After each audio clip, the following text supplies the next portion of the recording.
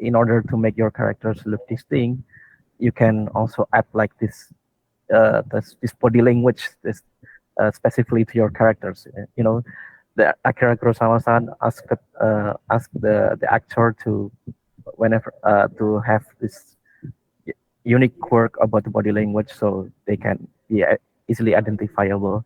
So that's why, especially the main characters we draw for Space for the Unbound have this very specific body language, especially like for example like Raya, her hands is always on behind because we really wanted to tell that she has a lot of secrets, and then and Oh, that's cool. Hello, everyone. Welcome to the Game Engineering Podcast. Today, I am joined by Dimas, who, with his team Mojiken Studios, created A Space for the Unbound, a lovely, beautiful adventure game with high school sweethearts and demons and things falling from sky and beautiful pixel art graphics and great vivid colors and lovely scenery and such a unique character design. We try to cover it all. We discuss entire development process with Dimas. I hope you like it. Tell me about A Space for the Unbound, what the game ah is about. yes, Space for the Unbound is a narrative adventure game set in the fictional 90s and early 2000s Indonesian high school life, about two high school sweethearts living at end of their high school days, and they have to face these mysterious supernatural powers that threatens their town where they live. And in this game, you'll play as Atma, a high schooler who can dive into people's minds. And using that power, you have to investigate like is the what's the connection between like this people's mind and then these supernatural powers that threaten your city. What is the connection between them and how to stop them? Basically, it. And along the way, you will discover like these secrets about your own existence, and then these stories will unfold and will test your relationship between Atma, you the player, with the with other people that is in the town. So yeah. Yeah. And you have quite a fabulous characters there. You- Yes. And Yeah. tell me, before we dive in into the narrative and story, tell me also a little bit how the game, who made this in terms of how big was the team and how Okay. the development looked like. Yes. Naturally, it's us, Mojiken Studio from Surabaya, Indonesia, but we also get help from Toki Productions, our publisher. And yeah, right now Toki Publisher is our parent company, so we are under them. At first, if we're talking about the internal development team, it will be around 14 to 16 people. There's people that come and go in our team, but from it's roughly around 14 and 16, and those like those team composition includes like producer, director, artist, programmers, an engineer, narrative team, and etc. And sometimes in the team we switch roles, especially when if one of us or one I mean like if one of us work pool is already done, and we can help the other divisions. And there's also a team outside of the development, such as marketing and language naturalizer and localization teams, and also the QA team. At, they are working on more like testing and production side and connecting with other publishers from another region. Yeah, something like that. Okay. Yeah, I think yeah, I think I'm really thankful because like uh, I am surrounded by really lot of talented and cool people, so we can make this project happen. Yeah. Okay. How long was the development? Yeah, the project itself it's actually started from around 2015, but it's just like in the shape of a small prototype. Uh, at the Mojiken Studio back then, we are doing an internal game jams where back at that time our studio was mostly filled with artists, almost no programmer. Like 90% of the studio composition is artists, and then so we think about. I think it will be more wise if we as an artist we get more familiar with game development and getting in touch with the engines and stuff like that, and to familiarize with like the language of game design, something like this. So we try to do those internal game jams, and each one of us making a small prototype, and yeah, help and being helped by our composer too to make the sound and the music. And in 2015, in that time, Space for the Unbound was the prototype that I lead, and it was back then I don't have much time to making a game, so the mechanic back then was very simple. It's just like there's like a small riddle, and then you have to guess as a player what you have to do in those games. And turns out it's just very simple, and it was very heavy story focused.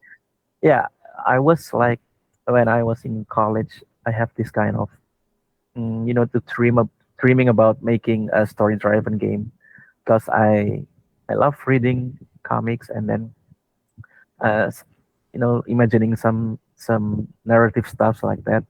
And I think the game is uh quite cool medium to try to tackle to. And then yeah, and also I have this kind of dream, like want uh to give a tribute to the place I growing up. And then that's why in Space for the Unbound settings the settings of the cities quite resembles the town where we live, but also like taking a little bit free inspiration from here and there from outside of the cities. But and yeah, that's how Space for the Unbound was made. And then like we made and then after 2015 I made a trailer because of some kind of panic because like Panic? our product, yeah, Panic? panic Okay. in the panic state because accidentally a Space for the Unborn this prototype has been selected for kind of competitions, and then for like Okay. it has been included for you know when you have to go to a competition, you have to do this kind of presentation and then like present what the game will look like in the future. So my game is just 5 minutes. So I, I just kind of confused, what do I have to present? And then in sort of panics, but it's kind of blessing in disguise because like when I made the trailer, I made a lot of concept arts, and then it helps us setting the mood of the story, the mood of the game. It tremendously help us. And then yeah, luckily at the competition we managed to like snacks one of the category from there. Yeah, yeah. And Which then one? Which one? the- I think it was there's less this publisher from outside from Indonesia that like doing a challenge, and they have this award category, and then we won like their, yeah, I don't really know, I mean like the criteria, but we won like their choice of games. It was Okay. Yummy Tummy Challenge at the time. Yeah. Okay. And then yeah, from there, and then from this trailer it garnered some attentions. And then we able to meet Toge Productions, and back then they are trying to open like a publishing team, and so we have been contacted. So we contacted because they are very interested in our games. And yeah, after a while, like uh, the project is kind of on and off. I work on the another project while also working on Space for the Unbound. And then like around 2019 or 2020. What, wait, why, while you Yeah. were being in college, you worked on two separate projects? Oh no, I've just graduated at Okay. that time. Okay. I think I was I wondering graduated. how could you have time to do both two games and studying? Okay. No way. There's no way you can do that. If just you do it, and then you coming from college to home, you're just like just want to sleep, right? Yeah. Yeah, I think I just graduated, so Okay. around 2014, and then at 2019 and 2020, uh, we finally like the whole studio finally like assembled together to make a space for the Unbound. Okay. Yeah, after like at that time the concept it's already finished and the vertical slice is ready.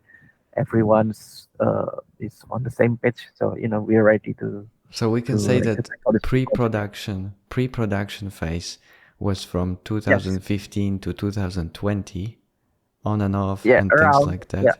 yeah, around. I think pre-production is around 2018, yeah, Okay. 19, and then like 2019 we already have a solid prototype, and then like and on the 2020 we released those prototypes on Steam, and it garnered some attentions, and the rest is history. And the release was in 2022, did I recall correctly?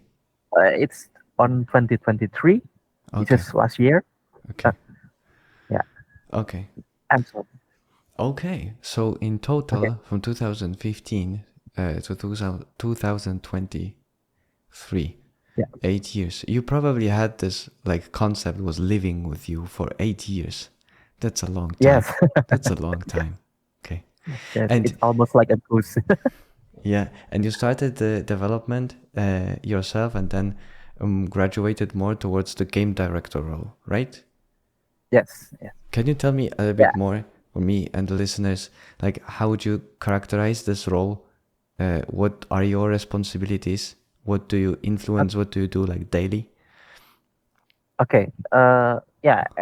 At the time, like in the pre-production phase, I already have like small helps, like small teams, and we just try to brainstorm uh every time we have a time. But like in terms of on the full game, my my role is more it's more like decide how the atmosphere and the overall experience will play out, and then creating the game structure and making sure everything is cohesive, make sure parts of the game like identifiable and can be broken down into like smaller pieces. And since my background is more art focused, so I am very visual heavy person. So of course, naturally, I'm the one who has to decide how the art in the game will be, and I try to provide concept art, do corrections, do animations, keyframes, background character design, doing illustrations.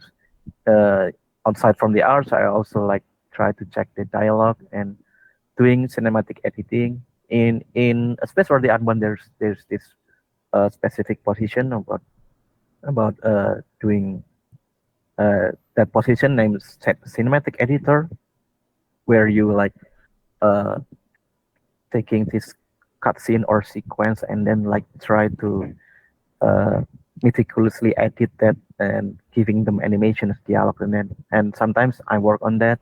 It's also, yeah, Can other I persons can I work on can that I too. ask a little bit more about this? So you mean like there is a full screen image and you want to cut it and make a little bit of animation for like a couple of seconds inside the cutscene? Oh, not really like that. I mean, like it's more like when when there is in-game cutscenes or in the in-game sequence where player has just enjoy the story, not have that not have the controller on. I mean, you when the players don't have to control the character, just enjoying the story, and sometimes there's like this uh character A and character B interact with each other, what kind of animation they will use, how the camera work will go, Okay. and then yeah, some things like that. So since like Space for the Unbound is have a lot of those kind of sequences, so it will be natural for us to like uh to to distribute like those works to other people, and then I mean to the team, and then yeah, that's also including me when my art job is done. I when I have the time, I do like the editing too, try to polish here and there. And yeah, my job in daily basis is basically like uh it's basically something like that. It's just checking, creating, and make sure everything's okay. Okay. And And then Yeah. putting forward a vision as well, right? Even though it's Yes. established by the Yeah. prototype, you're probably the Yes. person who is like maintaining this, that you don't diverge too much in a different direction, right? Yes. Yes. Okay. Yes. I also like. I mean, I'm not really like a very talkative person. I mean, I got help by my producer to to is sometimes like helping me to like uh to to say what I really want to say. Like Okay. back then I was really not really that good at communication. I'm learning. Okay, I'm learning as best as I can to say what I really want to say to other people, but uh, not just the and but in the end of the day, I got help from a lot of people, not just producer and but by the narrative team, by the designer, and by the programmer. You know, yeah, yeah. I think if I have to look back at the like my positions back then, yeah, I think I'm more heavy in like pre-production phase, and then when the productions comes in, I like all the documents that I made and made with others from the pre-production phase. I distributed to everyone, and then yeah, luckily, and then when we have like this sprint meeting, we like uh we we report our each one of us progress, and then like I try to keep some inputs from there, yeah, Okay. to make sure everything's like on track and one more positive experience, something like that. Okay. I would like to talk about you with you about the story because this is, Okay. I think, and I think we should avoid spoilers, not to Yes. not to spoil Okay. too much. Worry. Uh, Yes. but since I am a like technically minded, I'm a programmer. I Yeah. I have a lot of issues when I'm trying to create a story myself, especially when Okay. I'm taking in more and more branches in the story and like considering what would happen if something would happen and like adding more characters. To me, like technically, it's a very difficult task. And in Space for the Unbound, you have a beautiful story that kind of does a lot of tricks in terms of where you are and who are you interacting with. And I Yeah. was wondering like how do you do this like from the concept phase? Is it like, in my dream I thought about Yes. this and I laid it out? Or is it more like, no, I started here, I did this, then I don't know, like put up a spreadsheet and like try to match all the connections? How do you do this?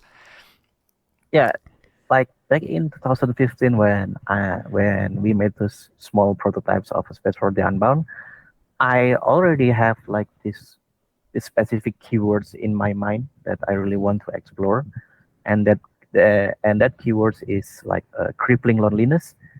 That is something that I really want to talk about, and crippling loneliness and melancholia is something that I really want to talk about. And then from there, I try to strategize it out, like what kinds of, from those keywords, what kind of elements that you can take from there.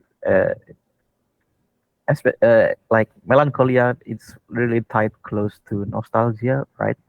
And then that's why in the game, so many like memorabilia of like Indonesians in back then in around end of 90s and then early 2000s. And from those keywords too, I try to like uh from especially from the keyword creeping loneliness, I try to like uh this word is some characters is an embodiment of this word, something like that. And Okay. yeah, so some character is the embodiment of the creeping loneliness, and then I try to stretch it more detail, like who caused who caused this person lonely, or what causing them to be lonely, and then how do you like interact with this loneliness, something like that. And then but at at that time, at 2015 2016, I've been really struggling really hard to understand how the storytelling on the game works. I was really like beginner at that time, doesn't really know like the difference between storytelling in games or and movies or comics. And basically, I don't really know the difference between them. So I just like writing blindly without any kind of a proper guide or proper structure. But after like trying to study for quite a while, I noticed something that in the game development you have to start with a verb, you know, and that's why. And around 2018 or 2019, I kind of forget. I come with idea of space dive, the game mechanic space dive. It's like it's something that uh a- as it's something that works as like a storytelling tools, also a game mechanic that also serve a storytelling purpose. And yeah, after that, I try to learn more like simple structure, and also uh, at that time I also learning about this for X structure of storytelling, Kisho Tenketsu, and surprisingly, it's also used for used for movies, used for comics, and then also used for games, and they have this similarity.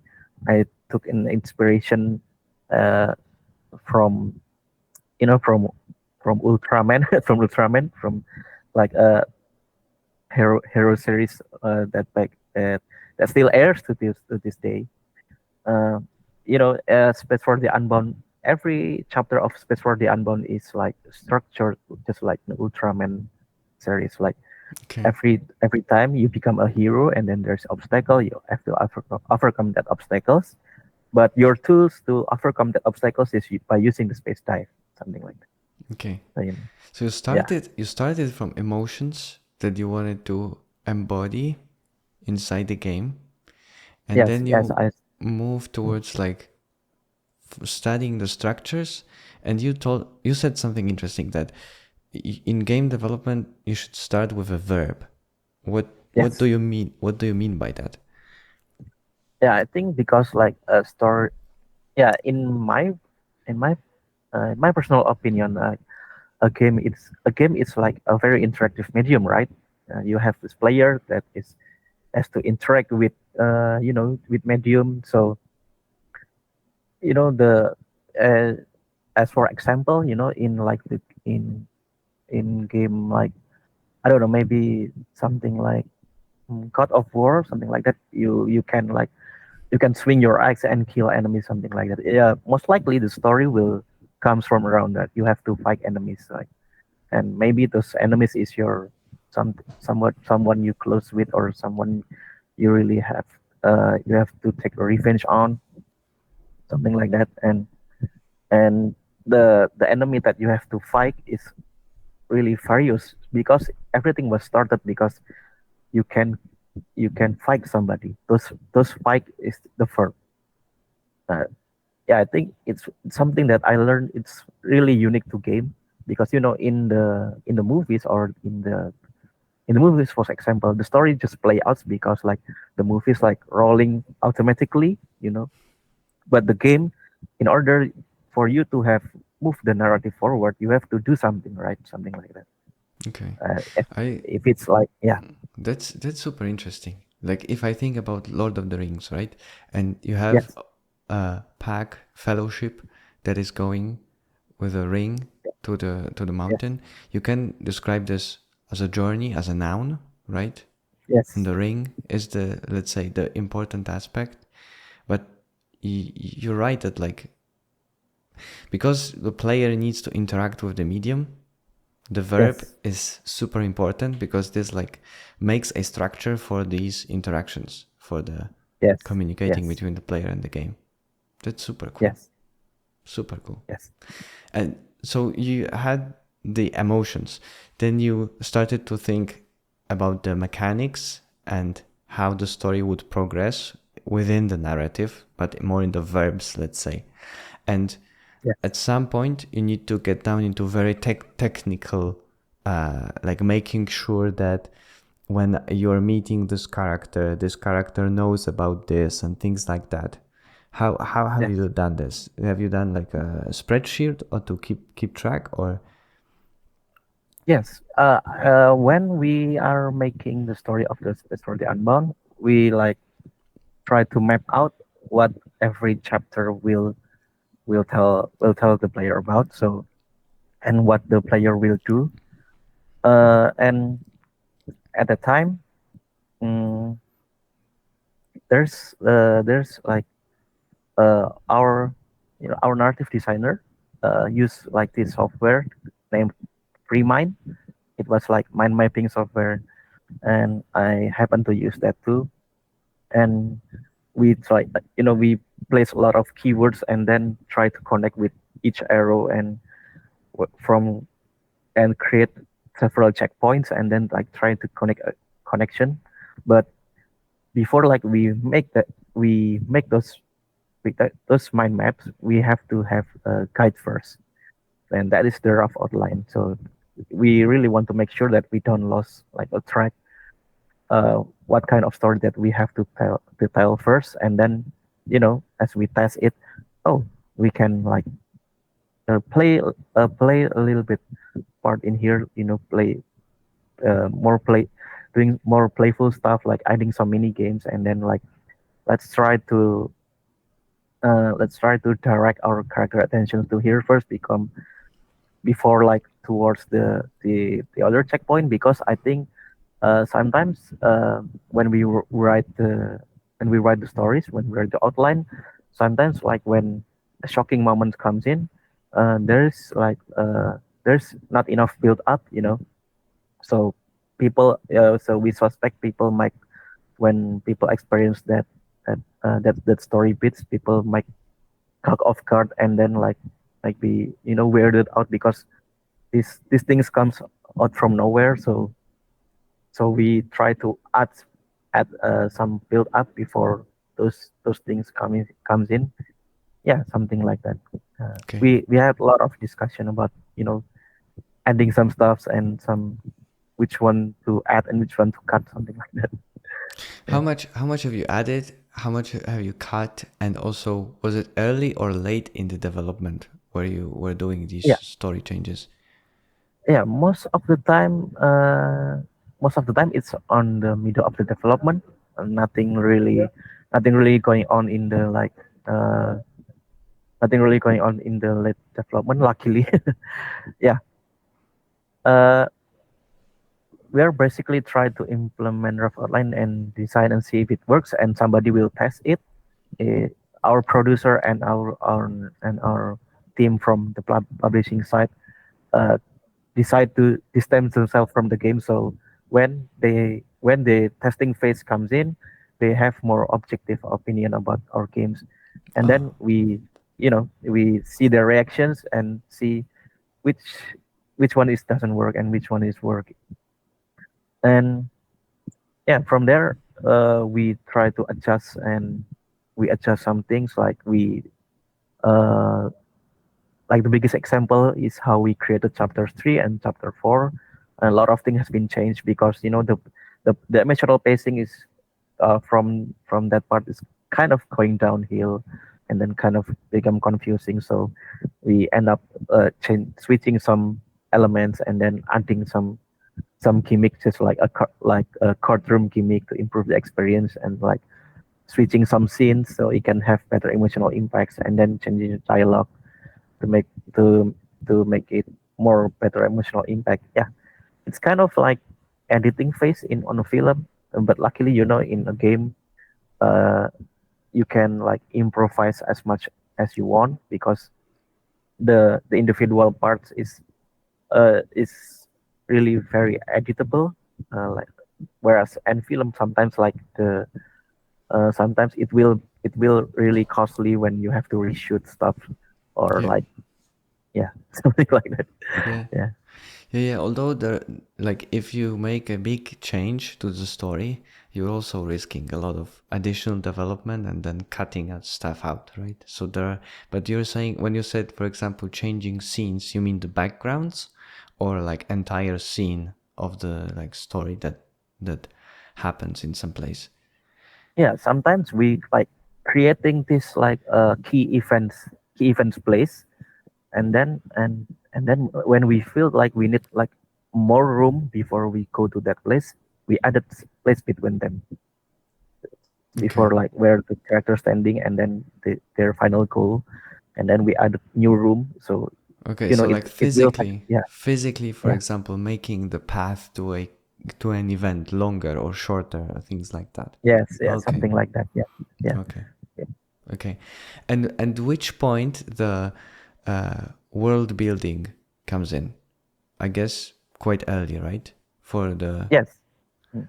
So how have you approached this? Have you because you mentioned that you started from these emotions, and at which point you were like, okay, let's have this 90s, early 2000s, let's have Mm. this in Indonesia. Like, at which point this came in? Yeah, it was comes very early, but and then I have this idea of writing this.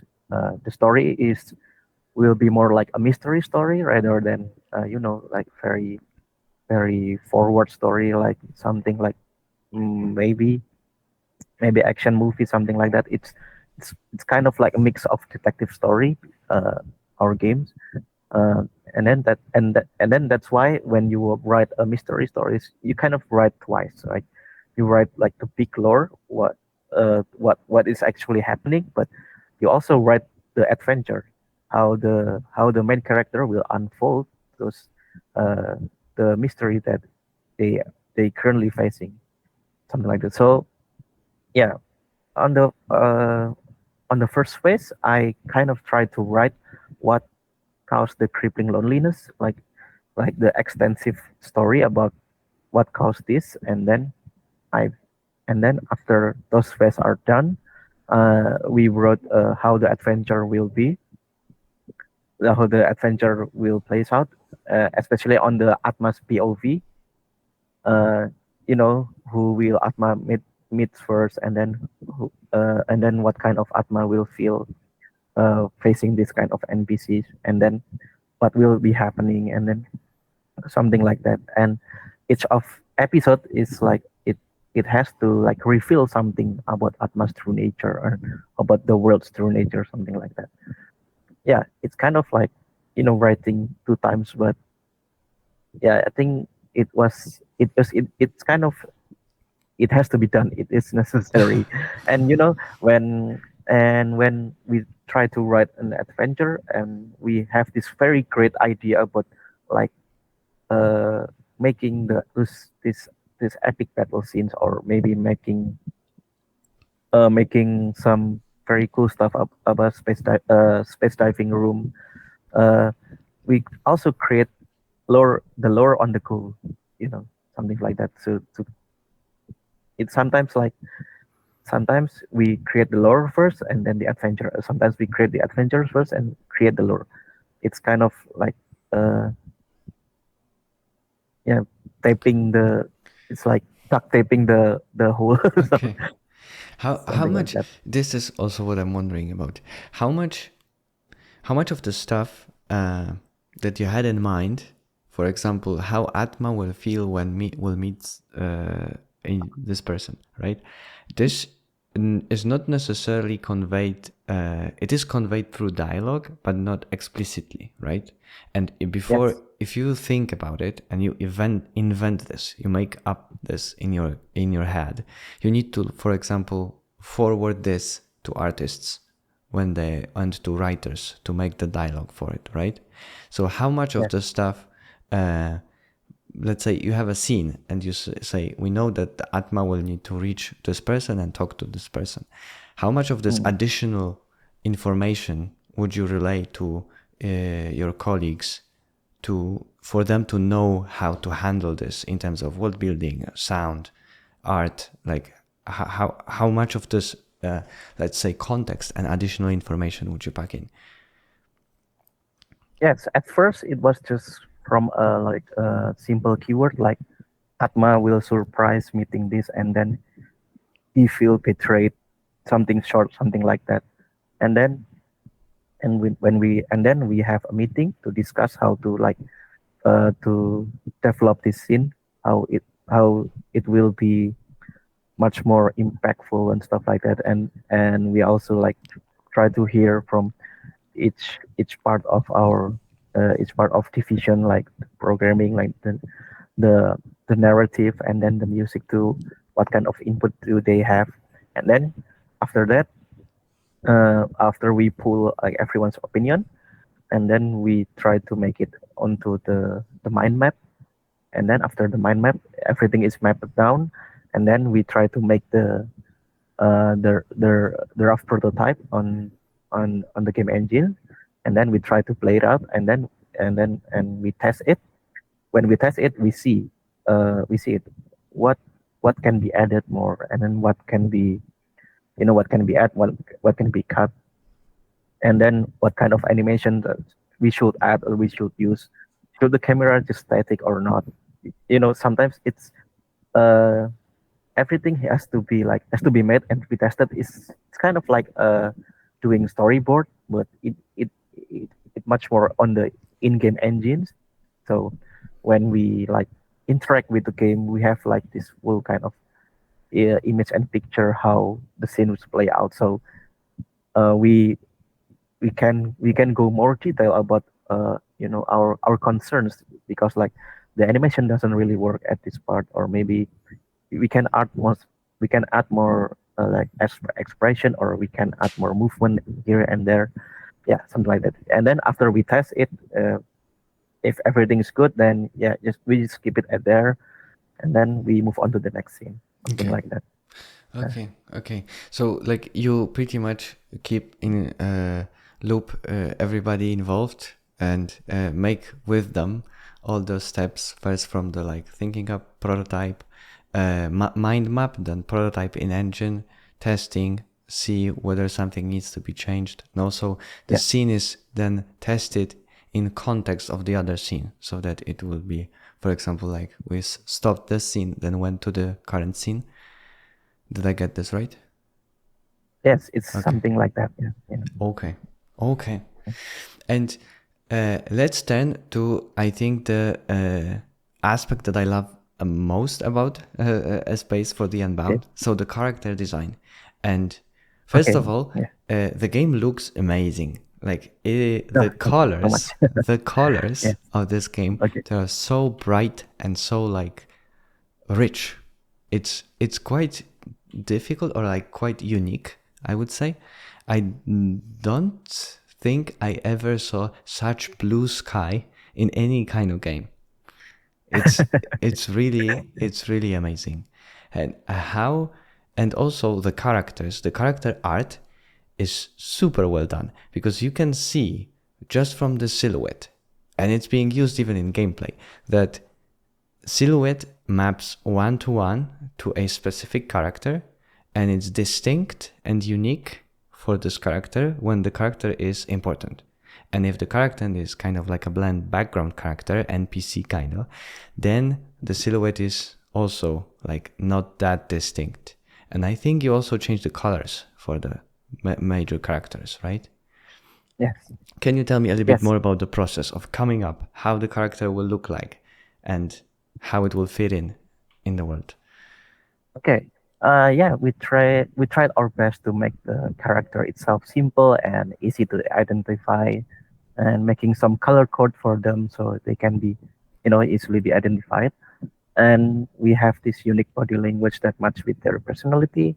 I personally learned this from Akira Kurosawa, this profiling character from Japan. In order to make your characters look distinct, you can also add like this body language, this specifically to your characters.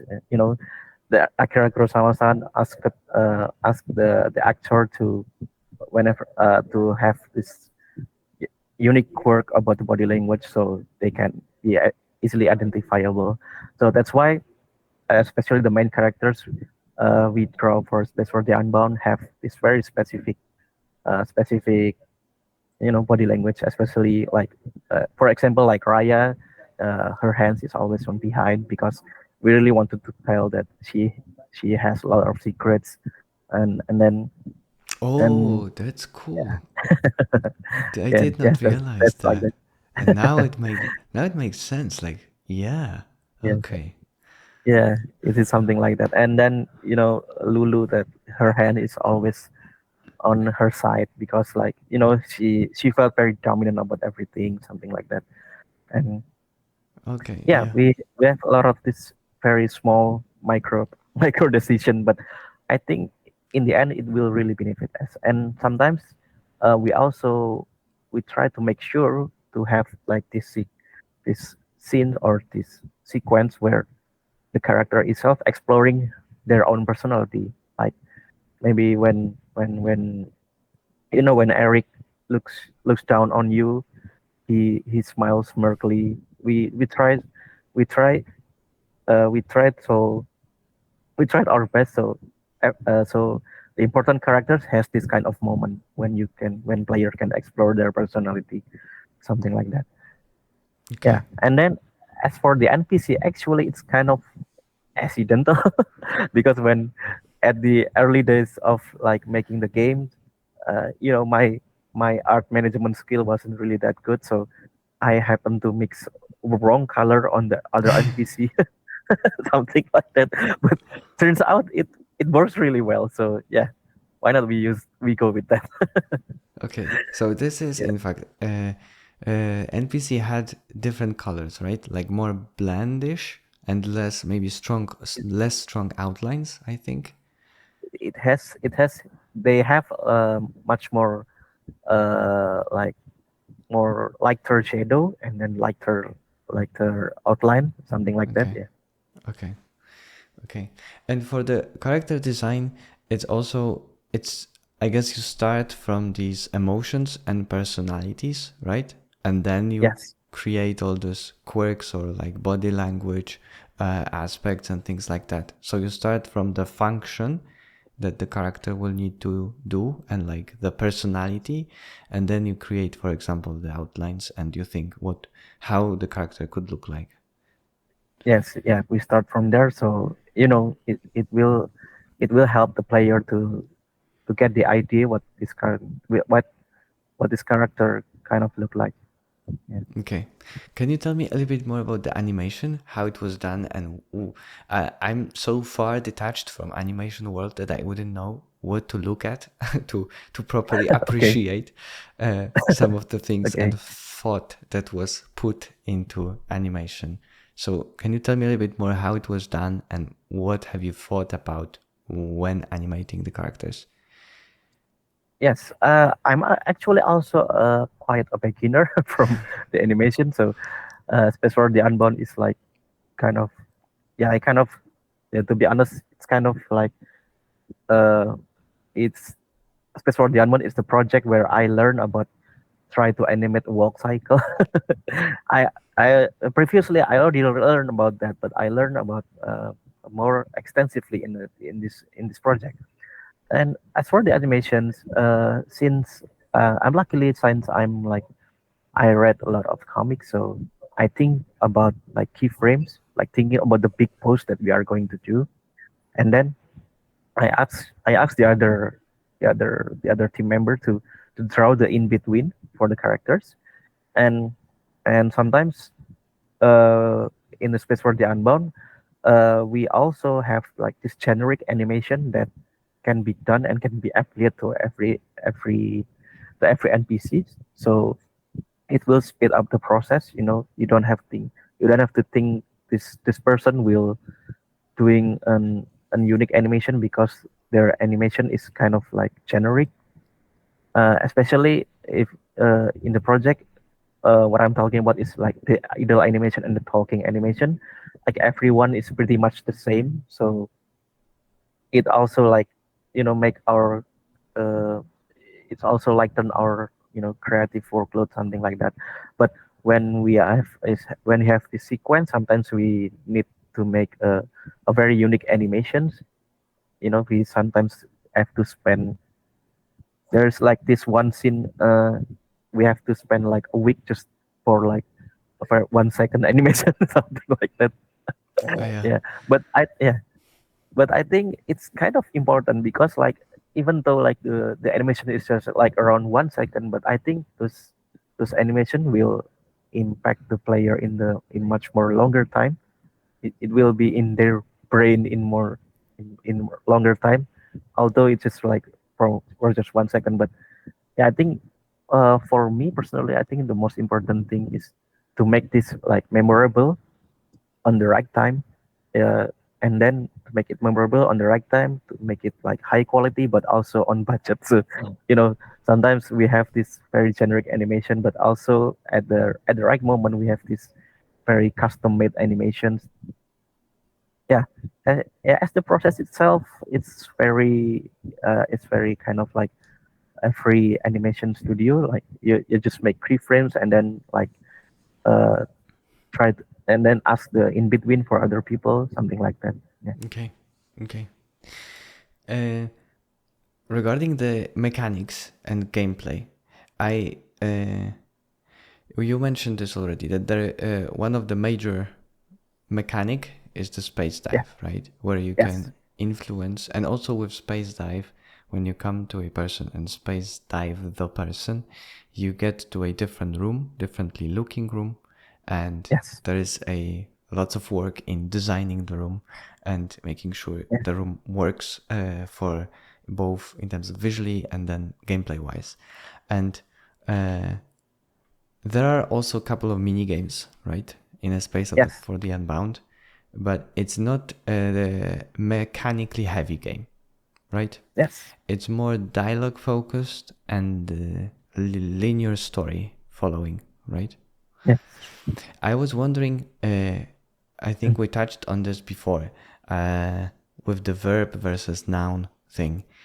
Um, what would you say? Where would be the what story would be best suited for the movie, and what story would be best suited for the game?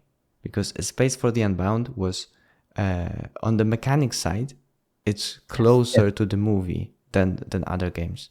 And I was wondering, like, Yes. where would you draw the line? Where, for example, A Space for the Unbound benefits from the player controlling the person instead of like a theater goer watching the movie. Yes. Yeah, especially for the Unbound experience is something that we create with player involvement in mind. My original intention is like to create to have player experience the town itself. So uh, it's kind of like tourism. You know, this small this small city called Loka city is kind of like a tourism to for other player to take a peek at mini Indonesia, something like that. And yeah, one of our goal is to make this slice of life experience is by making people to explore the town and meet other people. And yeah, we really want players to like to have a great time walking and exploring around and to feel the atmosphere of the town, something like that. And you know, to pet the cats and to collect to collect the bottle caps. And yeah, it is something that we it's kind of like we try to make a walking simulator first, and then we added some puzzle to make the to make the emotional pacing more better. And I think it's also really important because like one of our main goal is we really want player to put themselves in Atma's shoes, so player can feel what kind of hardship that he has going through to help the person he cares about. Yeah. And personally, I don't really know if Space for the Unbound will works in another media because you know, since we make the game in verb first, you know, you in verb first, so uh it's kind of hard. Like when you see a movie, there's like just maybe take a look at the Lord of the Ring, right? You sometimes when you've been put into Frodo point of view, you just walking, and then you just avoiding battle, something like that. And then when you jump into another perspective, you battling, but you know, journeying while dodging everyone and then battling intensively is part of the Lord of the Ring experience. And well, our game is uh, to have this emotional sensation. You have to walk your way to walk your way to like uh, to to go to point A and to investigate. It's something that we really want player to feel. Yeah, maybe it could work on the other media, but I don't really know how, since I'm not really like on I'm not really I don't really have a filmmaking background. I don't really know about Yeah. that. Yeah. I think there is something to say for player interaction makes the experience much more different, right? Like Yes. you're the Yes. one who is driving this, so this, let's say, a distance between you and Atma in cinema Yes. is a bit larger than Yes. you and Atma in a game, and Yeah. making yourself like going driving Atma, let's say, right, to see the stuff, investigate, and then going back, meeting Lulu, for example, and saying what happened is much more tangible, I would say, in a game. Yes. Okay. It's much more like, yeah. It's much Okay. more like a kind of first-hand experience, something like that. Yeah. I was wondering a little bit about the tech behind A Okay. Space for the Unbound. Can you tell me how the game was done in terms of like the engine and maybe what kind of tools you've used for to make the game? Yes, we used Unity for the game, and then and for as for the like the eventing is one of the key important part of the Space for the Unbound. We use Fungus. It's like a plugin. It helps you create a sequence and like manage dialogues, and it helps us really tremendously in making like the sequence and the cutscenes for the game and how the camera will play audience. Yeah, it's very powerful tool. And yeah, and then I think I think that's all that unique things that we use. I think there's also we using of F mod for audio management stuff, because like F mod's capabilities to connect between one music to another music is very seamless. So I think it helped us really great. Yeah, Okay. something like that. Yeah. Okay. I think we've been going for an hour, and I've been uh, torturing you with questions to all different aspects of the game. So maybe if we step back and to close out this episode, uh, can you tell me what, looking back at Yes. all 8 years of development, what would be the lessons learned from A Space for the Unbound for you, both as an inventor and like storyteller, but also game director and running the team? Yes. Yeah, I think one thing that I learned about most is like getting people for the right job. I was tremendously helped by everyone around me. I'm not really good at communicating, so that's why I like paired myself with somebody who's great at communicating. So you know, they can uh, they can uh, they can voice your opinion much more clearly and much more structured word. But and also learn a lot from them. And yeah, but and also maybe in the future not it's also not too bad if you learn how to communicate yourself properly. I mean, from my perspective, yes, of course. Over time, I try to repair how I speak and how I structured my words, and then and yeah, I've been having a blast, learning and about talking. I think it's very important, to keep everyone's in the same page, because when you have this problem and then you think about that by yourself, and you're not talking it out, and I think like you don't have a proper word to express the struggle that you are having. It's really hard to solve the problem, right? Something like that. And then the biggest things that I've learned from this project is like try to understand what are you actually making, like try to identify the anatomy of the something that you are make. It's something that I recently learned. But if you like, if I would like to take a sample from a space for the unbound, is like how you take a one keyword and make it more anatomical, and then make it more identifiable. Can what can help, what can what kind of topic and what kind of subject that will help uh, to say about loneliness, something like that, and to try uh, and to and yeah, I'm sorry. I kind of like drawing a little bit blank, but yeah, I think that's something that is uh I learned most, because you try Can, to can structure everything and try to communicate better. okay. Can you explain a little bit more about the making the things anatomic? I'm not sure I get this. Yeah, yeah. Sometimes when we have this idea of, oh, I'm going to make a very cool game, but cool game is kind of like very indefinitive. So it's not really, everything can be cool, but what is the your version of cool? You have to know. You have to know about that. And for example, like if you just want to make a cool game about space marine, and then maybe you can add something like what the space marine will carry, what he will fight, and what he will like, uh, what he will, what kind of settings that he will fight, and then what kind of cool moments that he will be on, something like that.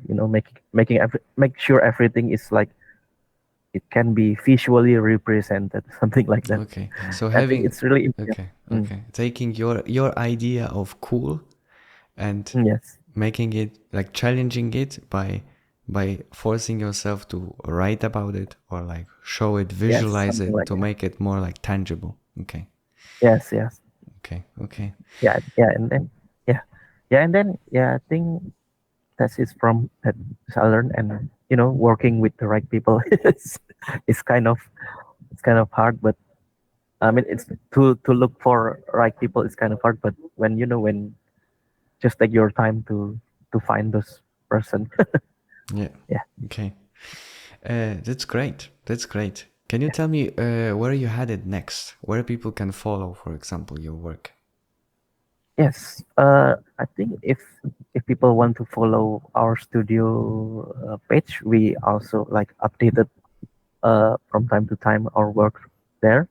You can follow Mojiken Studio at Twitter and Instagram, and also TikTok and Facebook, and also Toki Productions. You can also follow them at Facebook, TikTok, uh, Instagram, and Twitter.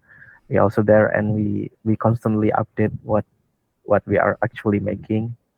And for Mojiken Studio, we right now just like trying to make several prototypes and see which one will work. And we still experiment on a lot of things. And yeah, I think like if I think the announcement will coming soon, but I can promise when. Okay. So you're cooking Yes, something in a pre-production. yes, we are cooking. Yes, we are cooking something. Okay. Great. Dimas, thank you so much for joining me. Thank you so much, Lucas. Thank you Thank you so so much for much having me. Yeah, for sharing lots of cool details how the game was done. It was a pleasure. Thank you so much. thank you. Thank you so much.